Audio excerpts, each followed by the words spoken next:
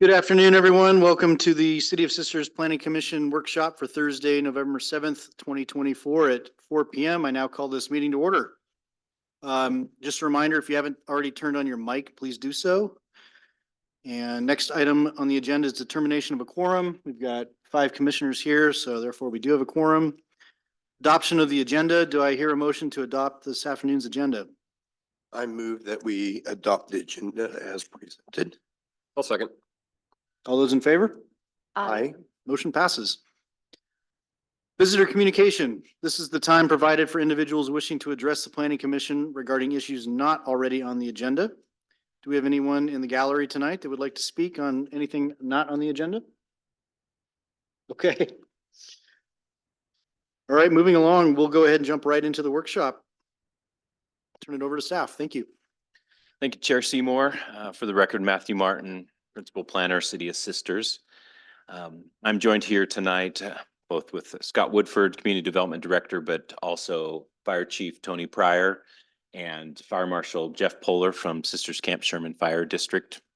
And we're here to talk about our draft defensible space code provisions that we'd like to pursue adoption of those into our development code and to be applicable to new development within the community. And so just to kind of set the stage, this has been an ongoing goal of and ever evolving goal of the City Council to address wildfire hazards within the city limits of Sisters. And we've in the last year began to explore kind of what those opportunities are to address and mitigate the impacts of wildfire, from building hardening of new structures and then the establishment and maintenance of defensible space. So we've been before you and the City Council on prior occasions, kind of laying that foundation of discussing what is defensible space and what its benefits are.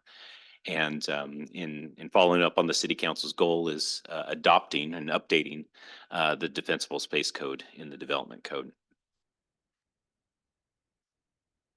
And kind of saying in general, defensible space, as you may remember, is the idea of creating buffers around structures that with a maintenance of vegetation and removal of those byproducts that help defend against the structure and property loss. So that in the event of a wildfire or structure fire in proximity to your property, that you've created those spaces around in the structure that don't allow that fire to infiltrate and keep embers away, and then also keep the actual fire itself away from the structures, from then creating ignition of those structures and property loss and potential hazard to human and other living things. I capture that, or if you'd like to chime in at any point. All right. You hit it pretty well. Okay. And on that note, I welcome this to be an open discussion. So if you have any comments or questions along the way, the goal here tonight is to introduce actual code language that we've drafted up, so that if you have questions of how it's structured or what the intent is, or if you have suggestions of additional language, we can certainly contemplate that and carry it forward into the formal review process. So as drafted, these defensible space standards would be applicable to the entire city limits of Sisters. That differs from, as we've talked about, the Senate Bill 762, Senate Bill 80, and the statewide wildfire hazard mapping and the requirements of that the state fire marshal adopt defensible space standards. This differs from that in that state fire marshal standards would be only applicable to those areas mapped high hazard, as well as in the wildland urban interface. And so those early drafts of that statewide hazard map only has a portion of the community, and almost half of the community, within both that high hazard and the wildland urban interface. And City Council has clearly stated that the impacts of wildfire are consistent throughout the community, and they'd like to see these standards applicable to the community citywide. So with these standards, incorporating them into the Development Code would be applicable to land divisions, so that's subdivisions, partitions, as well as new site plan reviews. Those site plan reviews are required for new commercial developments or multifamily residential developments, those larger, so capturing those larger scale developments under those land use reviews. But also on a smaller scale, those properties obtaining building permits for new construction, either new buildings or additions exceeding 200 square feet of footprint.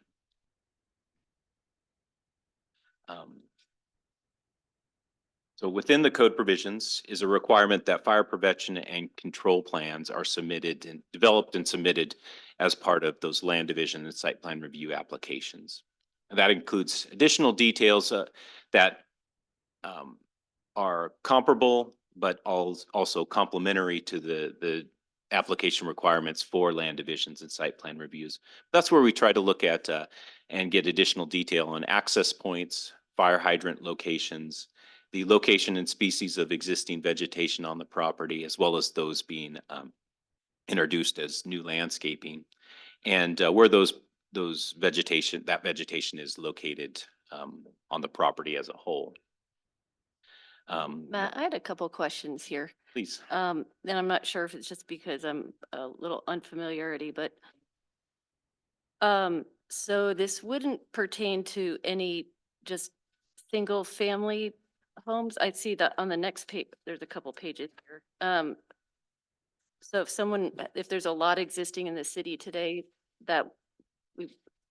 it's just going to build a single family home, there would not need to be a fire prevention and control plan? Is that Correct. But that does not mean that the defensible space standards are not applicable to that Okay. development. The idea is that it's on a smaller scale and doesn't trigger that need for evaluation of additional multiple access points, hydrant location, things like that. okay? Thank you. And are these a plan like this? Is something similar to this usually put together for land development? I mean, is it just not called this maybe now, but something similar would be out there and it would just be a little more detailed? Yeah, so it's that last point that there's additional detail that would be included as part of this fire prevention and control Okay, plan. thank you. So we do require site plans, utility plans, civil plans, landscape plans with those land division and site plan review applications.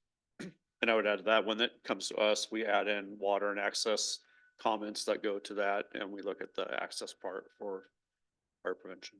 Thank you.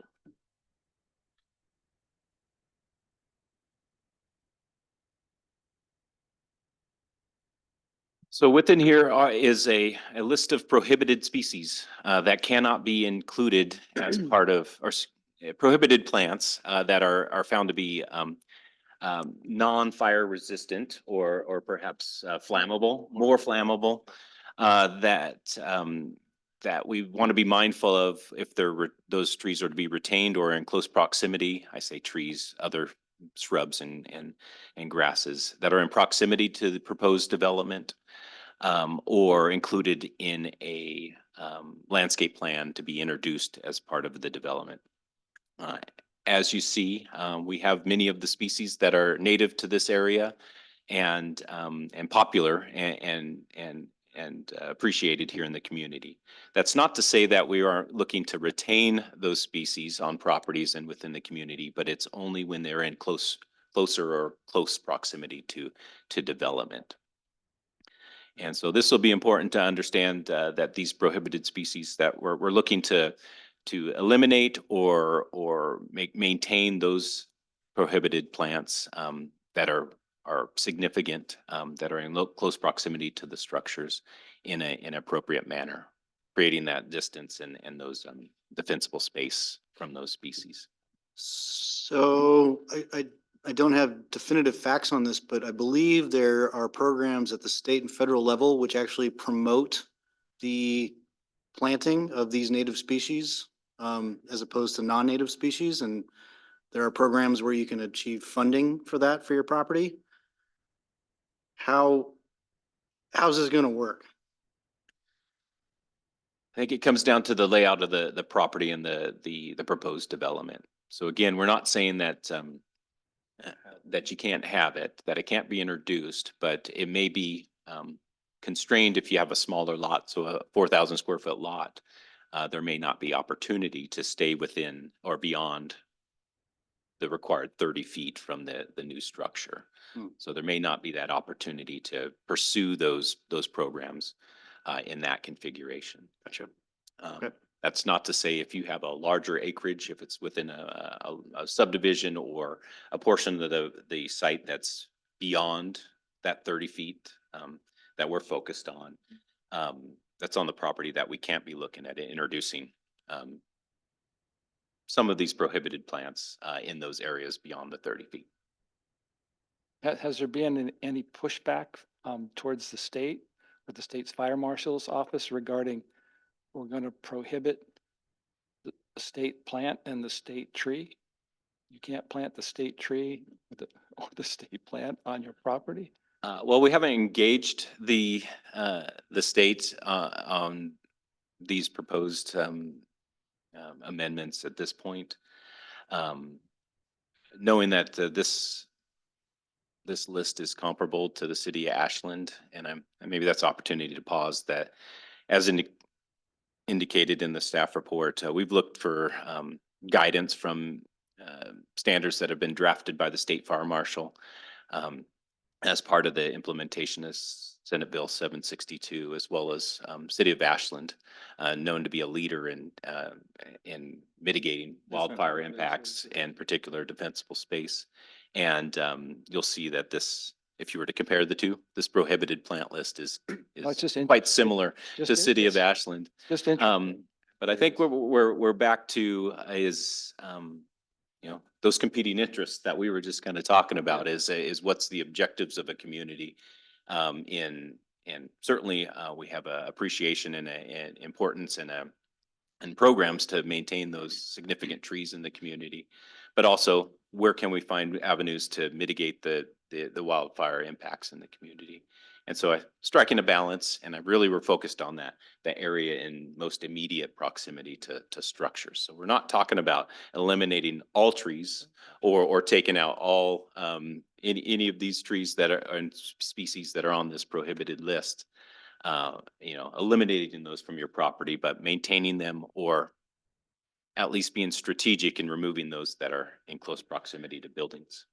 Common language that we're using when we're going out to the subdivisions in other areas, and not just in the city or in our district, but everywhere in the state, that they're trying to promote this defensible space and firewise. So this stuff is consistent with what we're going out and telling people, and we're trying to get everybody like-minded enough to where we just gave a report yesterday. It was, 1,952,000 acres burned this year in here, and we're 250% increase in the amount of acreage that are burned, and insurance companies that's the common discussions that we're having now with multiple places is insurance companies are just not writing policies in general areas, so they could take all Central Oregon and they're not gonna write any.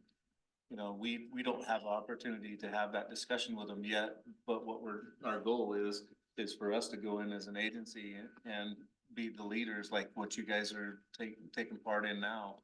And kudos to you for doing that. But when we start doing that, and insurance companies will actually come to the table and start letting us have a discussion, we're already doing the things that they're gonna be asking us to do.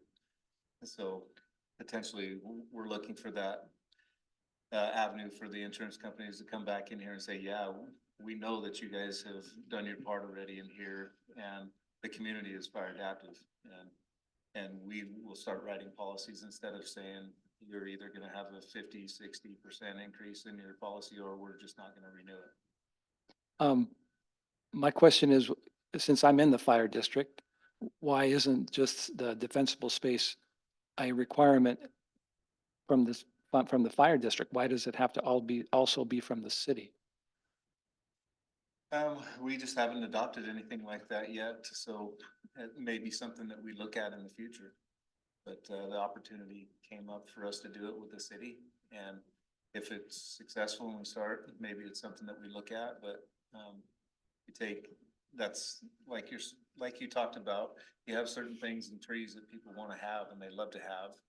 And how do we get them on board with, we need to do something in case? We were very lucky here in the city this year that everything happened around us, but nothing happened here. So 3.8 total acres burned around in our district area. We were very fortunate that something didn't happen, but it's the common adage is it's not if, it's a when.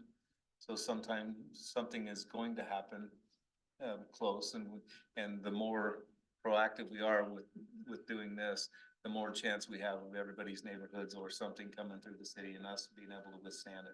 But we haven't moved to that yet as a fire district. But maybe something we look at. Yeah, I think I'd add to that. Part of it is the chief and myself have only been in our positions for less than a year, or a little over a year. So kind of stepping into this city and learning what's been going on. And 20 years ago, this wasn't the big topic. You know, it wasn't until 2020 and when those wildfires really started going, and it has become a hot topic. And a hot topic with insurance companies, hot topic with just wildfire approaching cities and how that happens. So to answer your question about the trees, I haven't heard of any pushback from the state talking about the state tree and how we do that. We do a wildland defensible space program now voluntarily from the fire department, where we actually go out and perform assessments on homes within the fire district, and we give them the recommendations on how to make their home fire adaptive and try to make it safe to sustain a wildfire when it comes. And we're using that state program that they actually put together. So it recommends all the different levels from the state. And when we're talking about trees, it really comes down to distance, to where it's located to a house. You know, we have lots of blue spruces that they planted 20 years ago that were 2 feet tall, and now they're 25 feet tall and they're up underneath the eaves of a house, and they're touching the house. And then all those juniper bushes and juniper trees that are next to the houses, you know, we have a nickname for those. They're gasoline bushes. You know, they burn just like gasoline. And so those are the ones that we're trying to eliminate, those hot ignition sources, to get them away from the homes for a home to withstand a wildfire. Would it be useful at all to have a list of shrubs, grasses, or trees that might be better? And, you know, the prohibited list is long. Yeah. Like, I'm not a botanist, so it's like, oh, I was running the list of all the trees I can name. Yeah, there is a resource out there. Oregon State University just redid their whole book Oh, cool.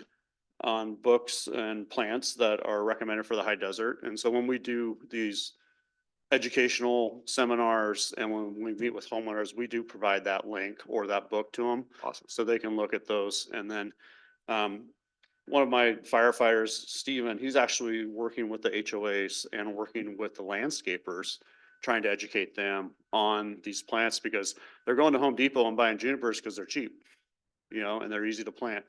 And so we're educating that, because as soon as they plant them, they end up getting pulled back out. So, Is that publication available at the fire department? yeah, it's available at the fire department. It's actually available online. It's there's a scan code on it that we can get to you, and you can just download it.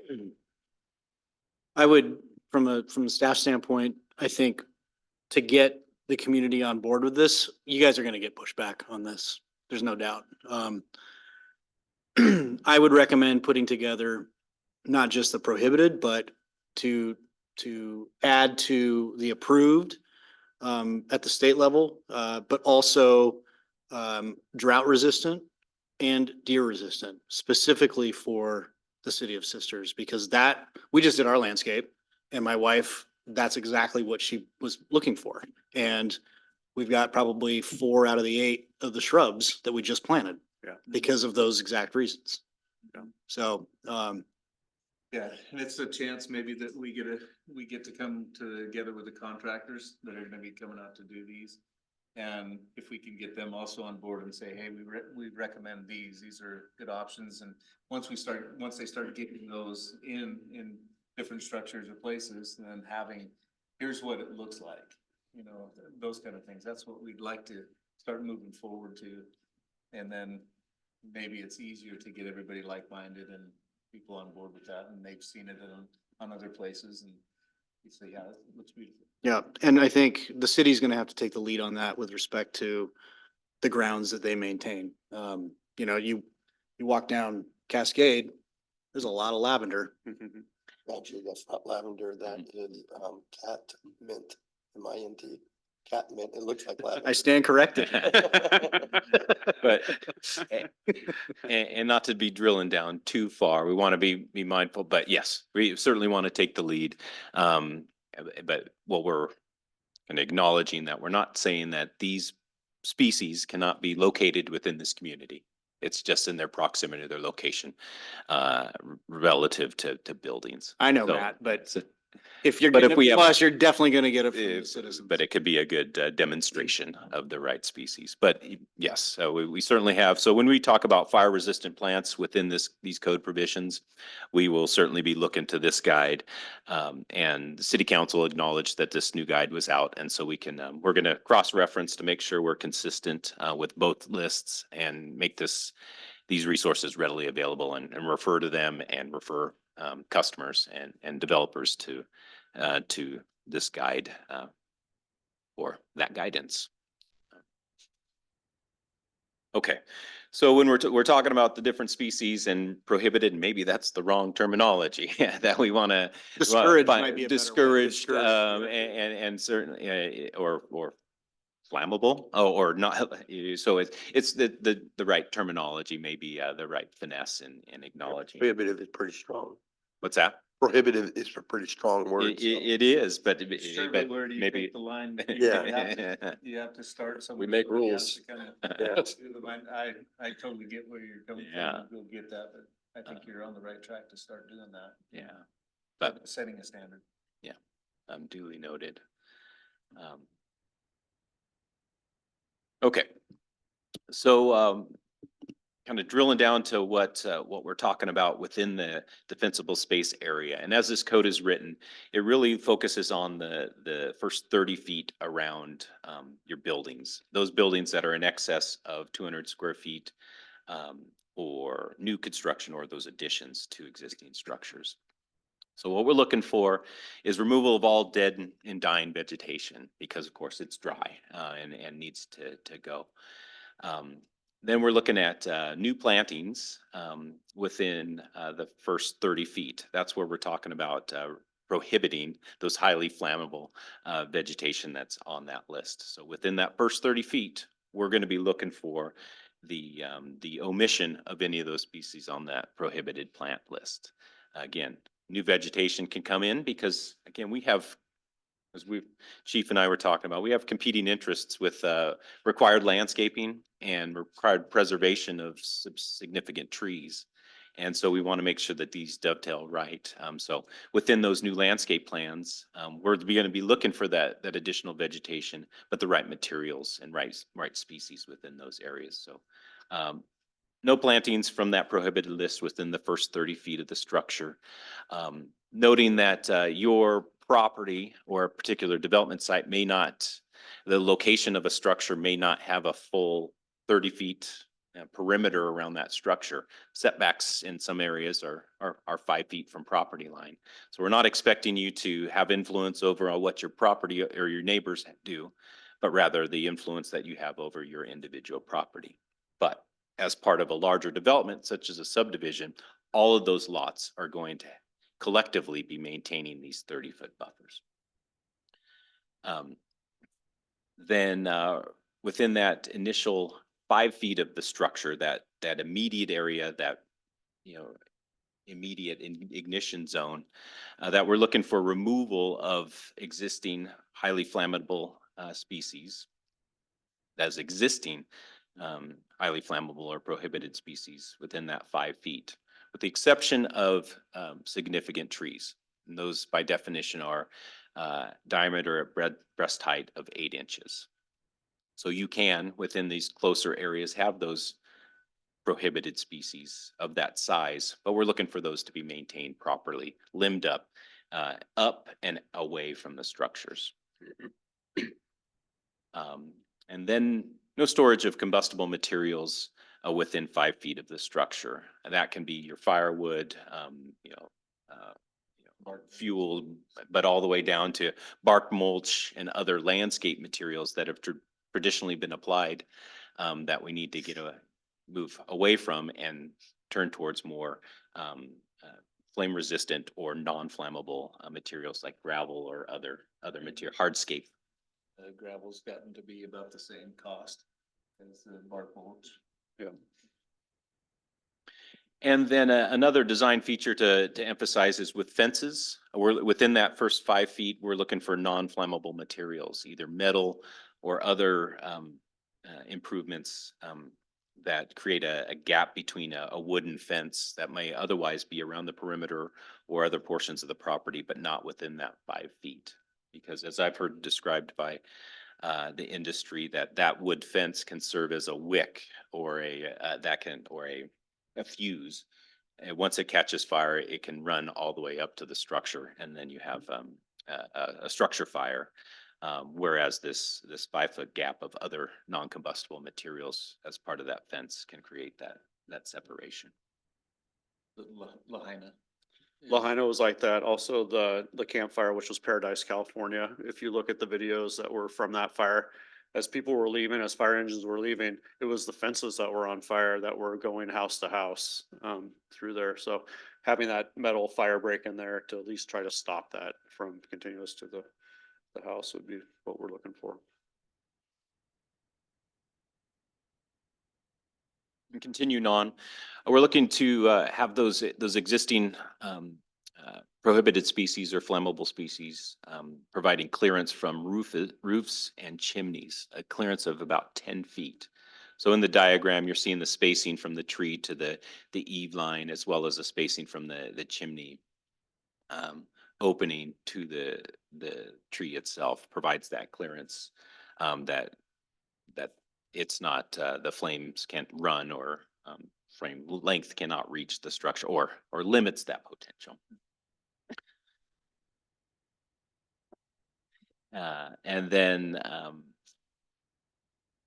if you have fire resistant trees, those can be within that proximity to the structure, but we need to have them pruned back without contact with the structure, but also that same clearance from chimney openings.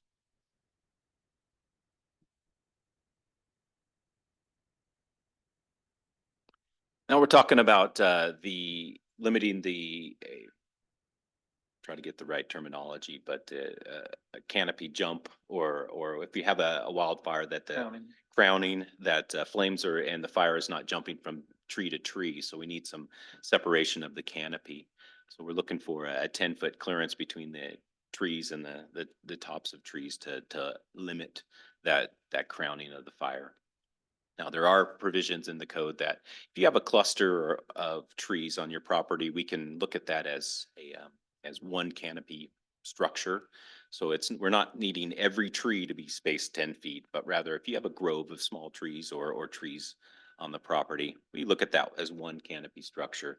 But we want to get some separation throughout the property to minimize that potential for crowning fire.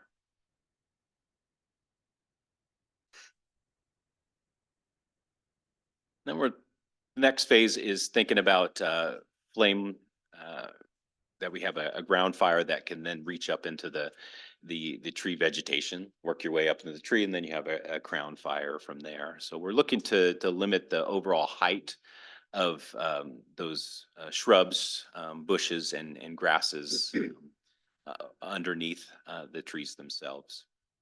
And so that's captured with limbing up your trees to 8 feet, which is above and beyond what the State Fire Marshal has recommended. I believe they're at 6 feet. And then creating a separation between your bushes, grasses, and shrubs and the lowest branches of the trees. I think the term is ladder fuels. And one way that we look at it is if you have a bush that's 1 foot high, the distance of the flames coming off that bush, if it's a dry bush, is 3 times the height of that bush. So that's why we're looking at the ladder fuels of 6 to 8 feet, limbing up. If you have a bitter bush or something else that's under a tree, removing that so you can remove those ladder fuels to keep the trees from catching fire. And pausing here for a second, we're talking about our landscape plan, our tree removal plans, but also your evaluation of the implementation of these plans. So we could go through land use review and then it comes down to once it's time for either final plat review for new land divisions or initiating construction on properties. We'll be working closely with the fire district to make sure that these spacing of ladder fuels, the spacing from where structures are to be located is initiated at the appropriate time and then implemented by occupancy and then maintained throughout. So, this is an initial step to get it reviewed and approved as a plan, but it's critical as vegetation continues to grow that it's maintained, because the effectiveness is only upon maintenance of these defensible spaces.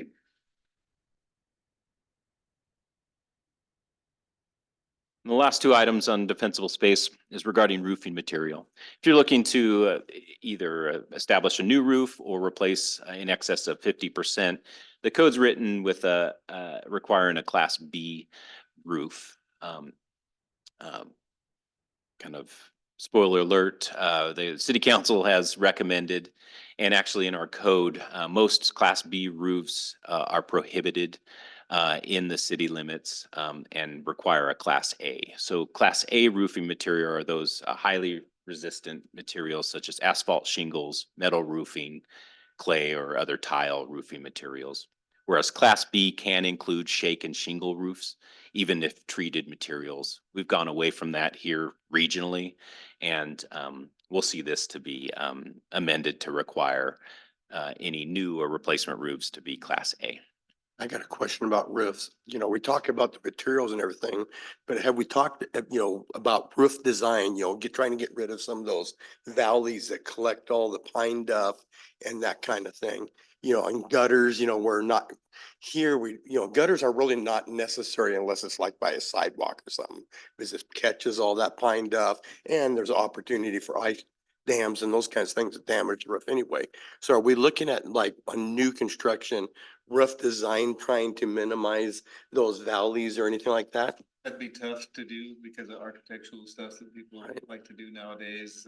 They're just so cut up. You can't have every roof be a hip roof. Well, no, but minimize somehow or.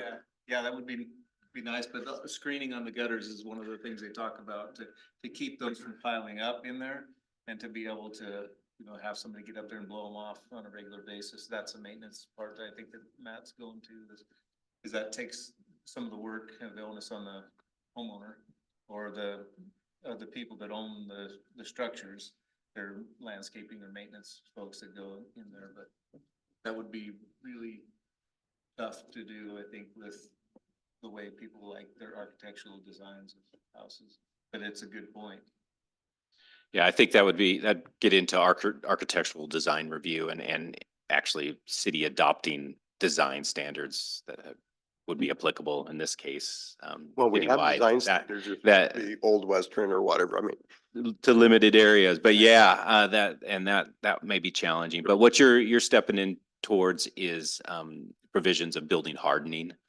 So one thing is design, the other is what materials are used and how it's right, this is maintained. a step forward, definitely. Yeah, and so the importance and that's education and giving the emphasis that if you do have those valleys in your roof, that you need to ensure that the vegetative materials, the byproducts are removed on a regular basis. Your gutters are cleaned. You're removing all those materials from under your deck and other features so that it's more hardened and resilient. And I'm glad you bring that I was up. just gonna add, I don't know if design would really even solve that issue. I can think of my shed in my backyard under a pine tree and it's got just a simple sloped roof and it accumulates pine needles just like the rest of them. So I'm not sure. It's a good idea, but I'm not sure. I don't know if, Fire station. Yeah. don't look at the fire station. There's just so many pine needles on there just from the last couple And it's winters. a simple roof form. Yeah, simple, just. a Yeah. straight Cable roof. So the big fires we've had a problem with in the last 5 years, is the Paradise Fire, the fire that went down the McKenzie River, the fire that went down through the city of Detroit, Oregon. They are all involved 60-mile-an-hour winds. And so with that in mind, I understand that a hardened roof, a Class A roof would stop the embers from lighting my house on fire. Is there any consideration for exterior wall construction? My house now has concrete siding. Are we still going to allow, I don't see it talked about in it. Are they still thinking about allowing just painted wood on the sides of houses as opposed to, no, you can't do that, putting it in the city code that you can't? It has to be hardened. It has to be, Yeah, so you're touching on a couple of topics there. One, pointing back to the legislation that came as a result of the McKenzie River and Detroit fires, that was Senate Bill 762 has a provision that the State Building Code Division updates the building code requirements for building hardening. But within that legislation, it's limited back to the wildfire hazard map. That can only, it would only be applicable to those areas that are high hazard and within the wildland urban interface. So and local amendments to the building code are challenging at best and may not be an opportunity for the city to pursue. But there could be, and it's kind of emerged as an idea that we get into some materials and other design standards as to what, not a building code requirement, but rather a design requirement, so that we could explore requiring hardy plank or instead of, one example, cedar accent features, but instead of that, more stone material, hardscape, features that help accent your structure and kind of make it unique, but are more fire resistant. So we need to steer clear of the building code and look more at kind of under the umbrella of design. so Class A roof, isn't that building code? So we already have that in our code, already, and so it was, don't know the full chain of existing legislation, but that was an opportunity for a local provision that was adopted some years ago. So Not only, my question then is, could a city adopt a code that says you can't you can't have an exterior wall that's not fireproof, I don't know, fireproof isn't resistant? I'll say it best term I wanna here, use. we'll explore that. I Oh, think it no, I'm needs to just be a I'm different just angle than, curious. yeah. So we initially explored it as part of the building code requirements. But instead of building code, we can look at it as more of a design standard, what materials are used. And my point about the fires is if we have a fire anywhere in my side yard, if the wind starts blowing at 60 miles an hour, every tree in the neighborhood is probably going. So it's an interesting dilemma that we're in. My next question is kind of back towards fire service people. In my past life, I was involved in a fire district for 18 years. So the questions that we had, and it was not pushed by the insurance companies, but requiring sprinklers, fire sprinklers in new construction. Some of the argument was it's way too expensive. Well, and that's been proven that price keeps just going down when you incorporate it into the design of the plumbing design of the house. And so my question then is that for the city, has the city ever even talked about the city considering new construction? There's sprinklers systems required. I mean, that's definitely a way to stop a fire. Well, sprinklers though, on the outside of the building or? No, I'm talking about it's inside of the. Inside of the building. I would love to have sprinklers inside every building, Oh, me too. Sprinklers save lives, right? They do, Right. and they save buildings. But I think talking about defensible space part and walls that are flammable, can a city do that? Probably, they could come down to it in some way to figure that out, but I think probably as we're talking about defensible space, 30 feet, then that 30 feet is that.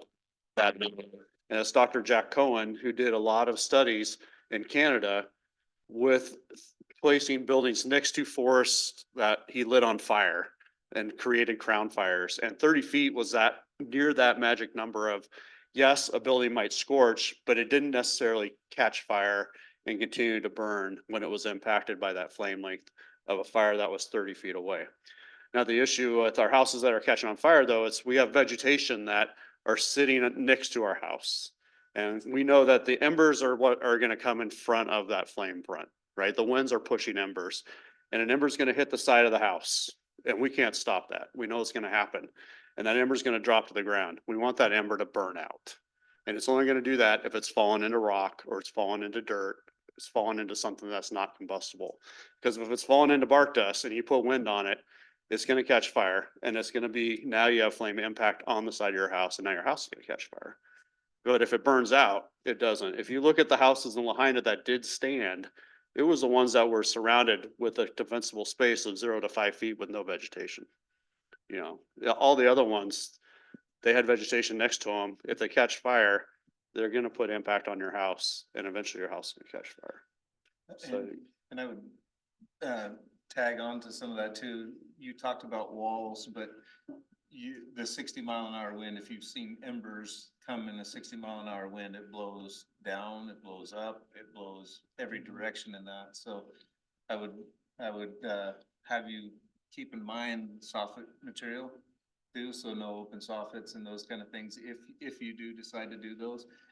It's screening on the gutters so those embers can't get up in there. It's solid, closed off soffit materials, and they could be vented too to make sure that you don't have ice buildup, but the screening that's built into them that meets that 1/8" requirement that we're looking for. You can address all of these if you decide to do that. But to your point on the sprinklers inside, those, you guys, that's another topic, not necessarily. Oh, yeah, completely. But what we did and I've only been here for a little amount of time, but what we did in Alaska is we gave a tax break and incentive for anybody that put sprinkler systems in their homes as a city. And so to attract people to start doing those and getting sprinkler systems put in their homes. Speaking Especially of, on city water, where you don't have a problem, you have plenty of water pressure. speaking of screening, are we addressing like decks and porches, making sure those are screened? Same with soffits. So this is this is vegetation management.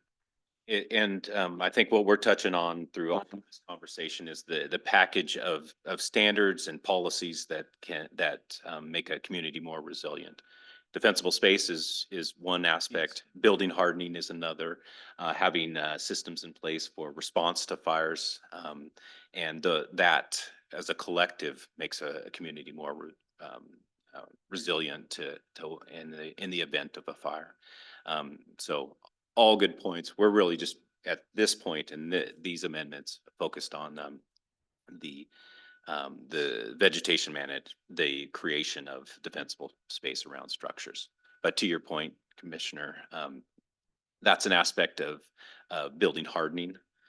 It's an aspect of keeping those combustible materials away from the structure itself.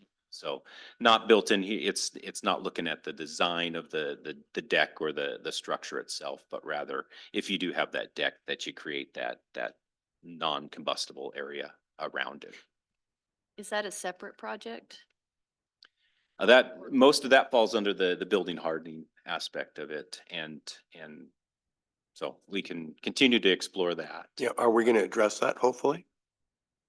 We are talking about that on the assessments that we're doing. That's one of the. Right, fire-wise, definitely. Yeah. But as a city, are we gonna address that? I know that to be under that umbrella of building hardening and those conversations that we had. And so we are continuing those conversations. What are our opportunities that we have as an authority here in the city versus who's that authority, from building hardening, building code. But yeah, it's definitely Thank you. clearly aware that the design and then ongoing maintenance of those features. Question, kind of a comment. One area which, this may be out of the city's purview, but I think with discussion with other stakeholders around the area, this is great and it's definitely beneficial for individual properties and collectively for the town, but would it be commonsensical to create defensible space around the town so that you minimize the threat from the forest, which is where a lot of times that's where it's going to be coming from? if you have a structure fire, you guys are on it and you guys can get there quickly and minimize the spread, you know, in most circumstances. But if you were to put effectively a dozer line of, say, 200 feet around the perimeter of the town, would that minimize the chances of wildfire, of serious wildfire, um, burning the city? Because that's what this kind of comes down to. It would slow down a ground fire coming through, but embers that are half mile in front of a flame front that are flowing in the wind, a 200-foot dozer line is not going to help that. Okay. I would add though, the ODF and the Forest Service, and we're lucky to be surrounded by ODF and Forest Service compared to BLM. I don't think BLM does as much work as what the Forest Service and ODF has done. And they have done a lot of fuel breaks and what's called fuel shadowing to allow a fire that's coming in the crowns. They have thinned out closer to the city, so where that fire will drop to the ground and not be a crown fire coming into the city, to where we can stop it with lines or hose lines. So I know that I would say that Forest Service and ODF has done a lot of work. No doubt. I was really Yeah, there's been a surprised. lot of thinning. for I was sure. really surprised at how much work has been done by the city when I started here to look at that, to go, they've put some effort in, and it's been 20 years ago, and they're actually going back in and mowing some of that brush down again that they mowed 20 years ago. And when you're seeing those prescribed fires in the springtime going on, that's what they're cleaning that up right along the city. Right. If you saw that around the high school last spring and the spring before, cleaned up all that land that's adjacent to the city. It's eliminating those ladder fuels. Yes, they do make the pine trees look brown, but it's really for about a year or two, and they drop those needles and they look healthy again. Sure, it bounces back quickly. Yeah. Yeah, So- 42, the one we just went out, the group, the coalition that we were just had a meeting with it 2 weeks ago. Yeah. We went out there to the west of town and looked at all of the work that they've done in that area, and they have a map of everything surrounding this whole area.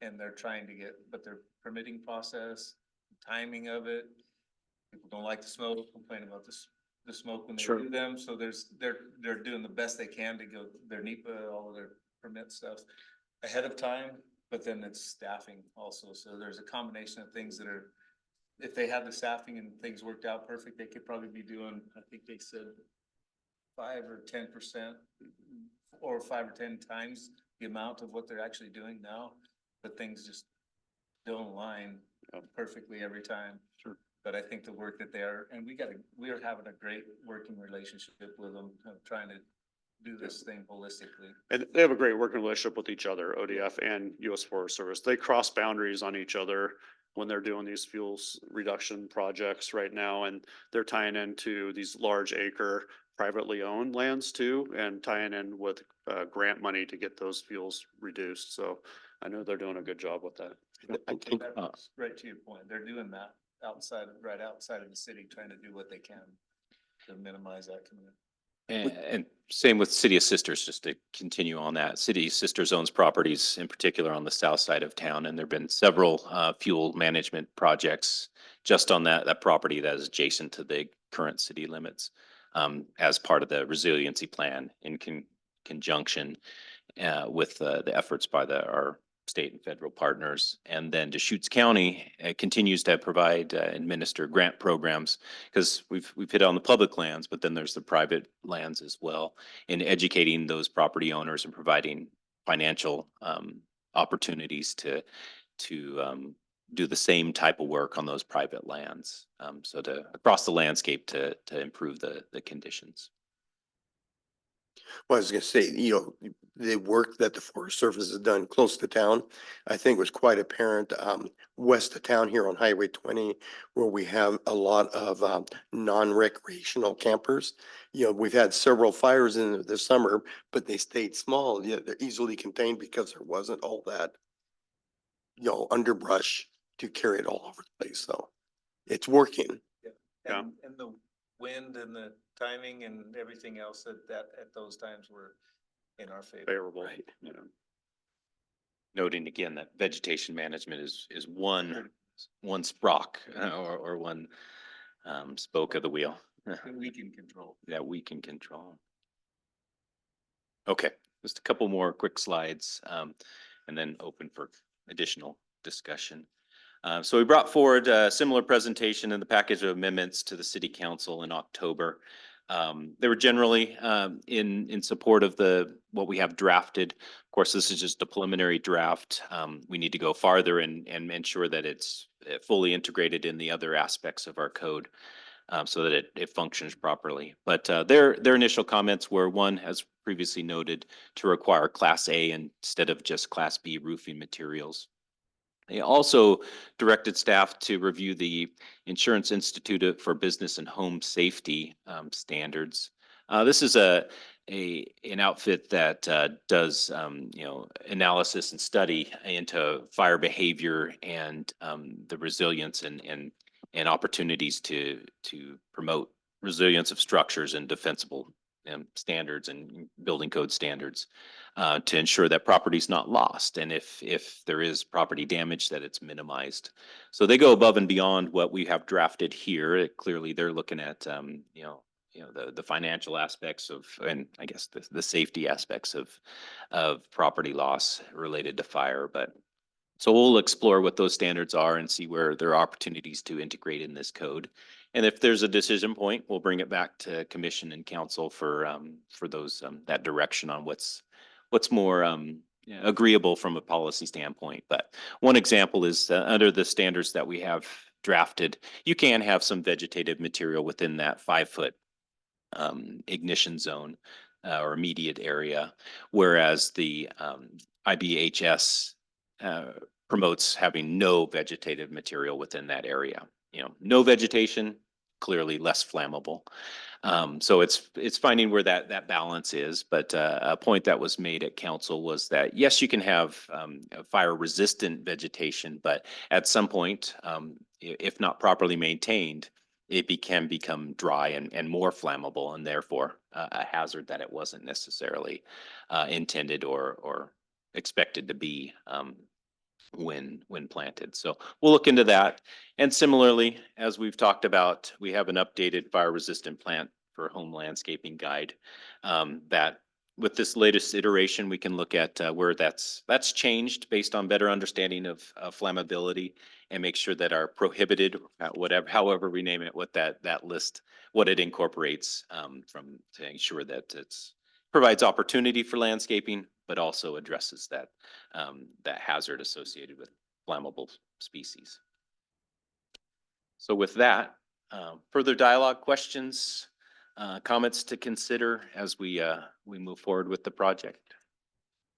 This is a very good step. I'm glad that we're doing it, but I hope we don't stop. I hope we continue going. I know I'm kind of harping on the building hardening stuff, and that's how the preview of today, but I hope this continues along that and gets into building hardening as well.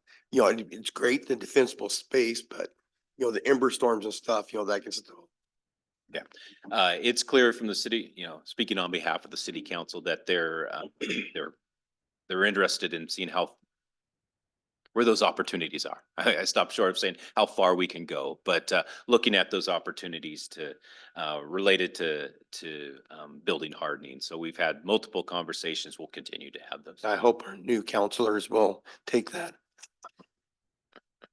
I actually was curious, and excuse me if I missed it, but would there be any retroactive work going on to have, current lots taken care of in a similar manner? Yeah, and that's another Is that like step spoke. 2? Yeah.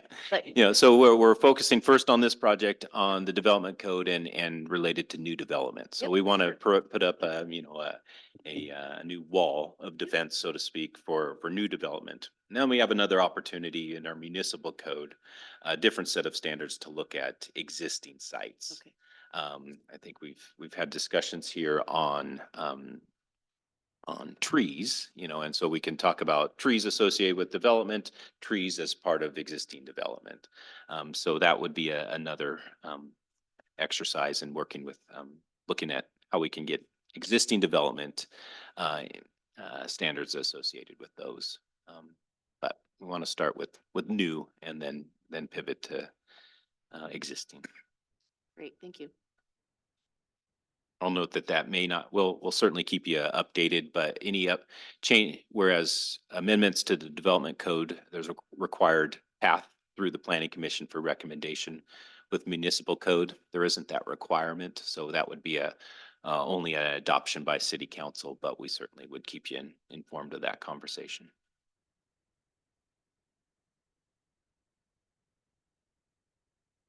Has there been any like testimony or stakeholders talking about, you know, especially when we're talking about doing concrete siding and stuff like that? It sounds expensive to me. Like how is, in a housing crisis that we obviously want to prevent houses from burning, but we also need to build more housing.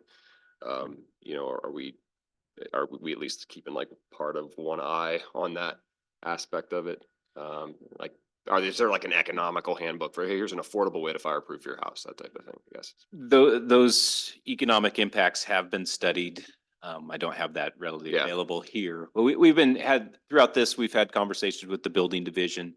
And have we reached specifically out to organizations such as Central Oregon Builders Association or others to have that conversation? That certainly will be part of our notice and opportunity to participate, but those expenses are part of the consideration. What I've heard that there may be additional expense, but in the end, most folks are adopting many of these measures on their own.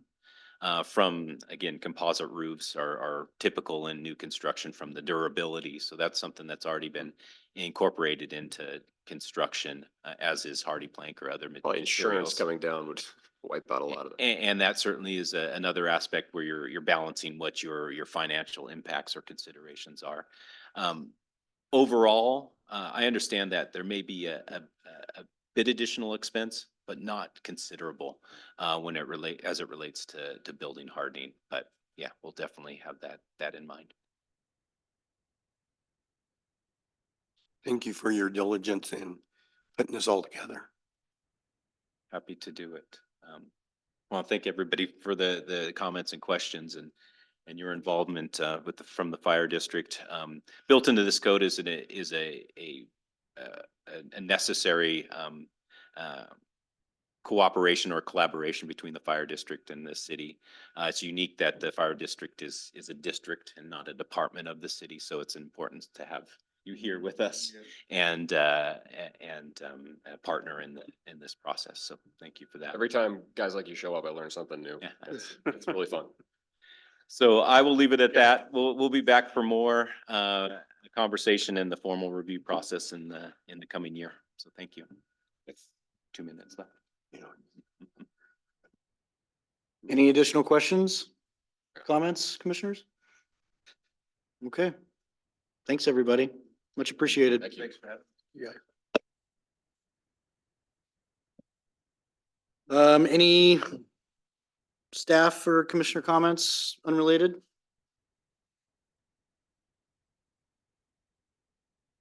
Got some comments, but I'll defer to commissioners if they want to make any comments right now. Been yapping all night. Keep it to 3 minutes, please. I got some comments. So we have 3 meetings left in 2024. November 21st, we have tentatively scheduled a workshop on 2 applications that will be coming your way for a public hearing, subdivision cottage developments.